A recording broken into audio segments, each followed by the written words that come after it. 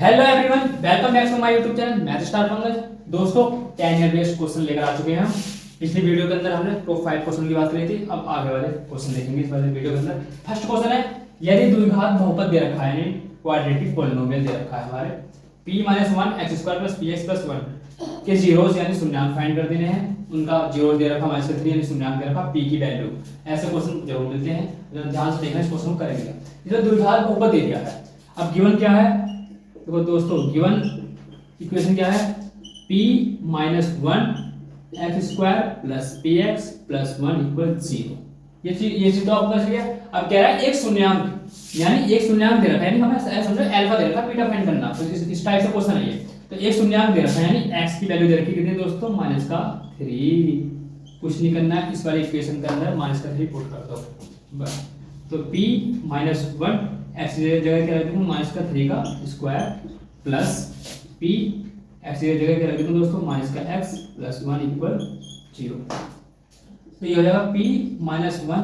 अब आपको पता है माने सर यहाँ पर स्क्वायर है, यानी सम डिजिट है, ठीक, यानी इवन है तो साइन प्लस का जाएगा, और ओड है तो माइनस का, ठीक। अब यहाँ पर इवन है तो ये हो जाएगा 9, 3 का स्क्वायर 9 प्लस माइनस माइनस 3 की मल्टीप्लाई p से 3p + 1 = 0। तो ये हो जाएगा दोस्तों 9p - 9 अंदर मल्टीप्लाई करा दिए, माइनस का 3p प्लस का 1 = 0। तो 9 में से 3 गया तो 6p बचा। यहाँ पर दोस्तों कितना हो जाएगा, माइनस का 8 = 0। तो ये दोस्तों कितना हो जाएगा, तो 6p = 8 हो जाएगा, माइनस से 0 हो जाएगा प्लस p। तो p = हो जाएगा दोस्तों 8/6। 2 4 जा 6, 2 3 जा 2 4 जा 8, 2 3 जा 6।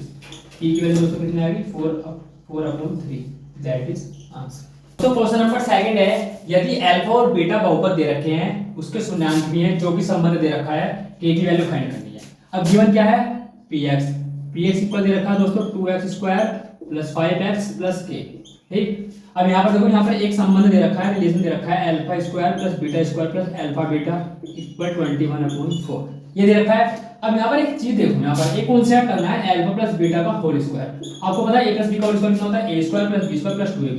तो α² + β² + 2α β। अब आप एक चीज देख रहे हैं, अगर मैं इसे α² + β² + 2α β माइनस α β लिख सकता हूँ, आप बताओ।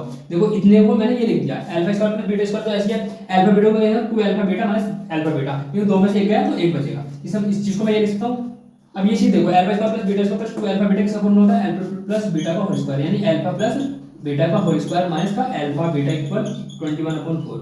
अब यहां से एक संबंध देखना है, α + β कितना होता है दोस्तों, माइनस का b/a। चैप्टर नंबर 2 का है कॉन्सेप्ट।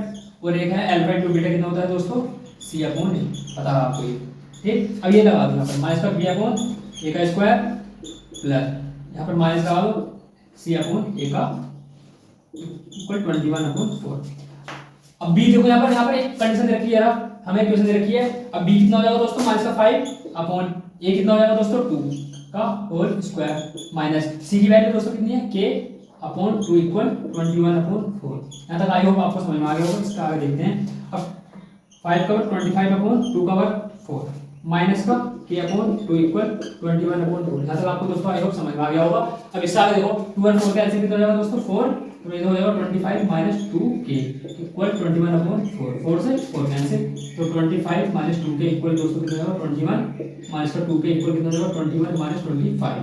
अब आपको पता है -2k = 21 में से 5 25 गया तो -4 बचेगा, माइनस से माइनस कैंसिल, 2 हो जाएगा 4, यानी k की वैल्यू दोस्तों कितनी जाएगी, 2। मोस्ट इंपोर्टेंट क्वेश्चन है। दिए एक समीकरण दे रखी है 2x + 2y = 70, दूसरी दे रखी 2x + λy = 35। लैम्डा का मान फाइंड कर देना है। अब यहाँ पर एक बड़ा है, कोई हल नहीं है। अब मैंने चैप्टर नंबर 3 में बताया था कोई हल नहीं होगा, तो दोस्तों रेखाएं कैसी रहेंगी, समांतर। समांतर की कंडीशन क्या होती है, a1/a2 इक्वल होते हैं b1/b2 के, लेकिन c1/c2 इक्वल नहीं होते हैं, ठीक है। अब ये वाली कंडीशन लगा देंगे, तो a1/a2 इक्वल कितना है, b1/b2, क्योंकि c1/c2 तो इक्वल होते नहीं, यानी इतने में यहाँ पे आंसर पता चल जाएगा। a1 कितना है दोस्तों, ये होता है a1, ये होता है a2, ये होता है b1, ये होता है दोस्तों b2, यानी a1 कितना है दोस्तों 1/a2 कितना है दोस्तों 2 इक्वल b1 कितना है दोस्तों 2 और b2 कितना है दोस्तों लैम्डा। ऐसा बोलते हैं लैम्डा, क्रॉस मल्टीप्लाई करा देंगे, लैम्डा इक्वल 2 की मल्टीप्लाई 2 से कितना हो जाएगा दोस्तों, लैम्डा = 4, यानी लैम्डा = 4 पर इसका कोई हल। क्वेश्चन नंबर 4 बहुत ही मोस्ट इंपोर्टेंट है। दो संख्याओं का योगफल 85 रखा है यदि बड़ी संख्या छोटी संख्या के 4 गुने से 5 अधिक है तो संख्या ज्ञात करनी है। बहुत ही अच्छा क्वेश्चन है, बहुत ही प्यारा क्वेश्चन है।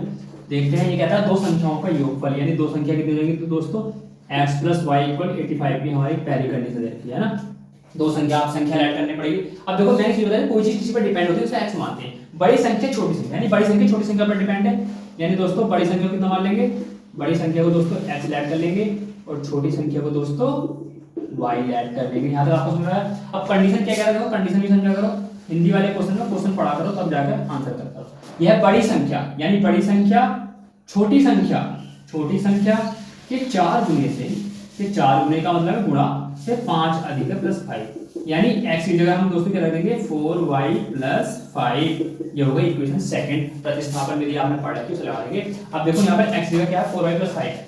अब मैं इक्वेशन फर्स्ट में लगा देता हूँ सेकंड वाली वैल्यू, यानी x की जगह मैं क्या लगाऊंगा 4y + 5 + y = 85। तो 4y और y कितना हो गया दोस्तों 5y = 85 पे प्लस का इधर जाएगा माइनस का, तो कितना हो जाएगा दोस्तों 5y = कितना हो जाएगा 80। यहाँ से समझ में आया, 85 + 5 गया 80 बचा, अब 16 5 गया 80, तो y की वैल्यू दोस्तों कितनी आ गई 16। यानी जो है तुम्हारी छोटी वाली जो है कितनी संख्या 16 है। अब बड़ी वाली संख्या कैसे फाइंड करेंगे, बड़ी संख्या कैसे फाइंड करेंगे, बड़ी संख्या देखो कितनी थी, देखो ये रहा x = कितना था y 4y + 5 था, है ना। तो x = 4 × 16 + 5, तो x = 16 × 64 + 5, तो x की वैल्यू दोस्तों कितनी आएगी 69। क्या है मतलब है, जो है बड़ी संख्या जो है क्या है दोस्तों, बड़ी संख्या 69 है, छोटी संख्या 16 है। क्वेश्चन आपकी स्क्रीन पर है, यदि द्विघात समीकरण दे रखी है कि मूल बराबर है तो p का मान फाइंड कर दो। अब दोस्तों मैंने एक चीज बताया था आपको पढ़ाते हुए भी कि मूल बराबर कहीं भी है तो मूल बराबर का मतलब होता है d = 0। कहने का मतलब है d क्या होता है विभेदक, यानी b² - 4ac = 0। कभी मूल बराबर होने की वही कंडीशन लगेगी।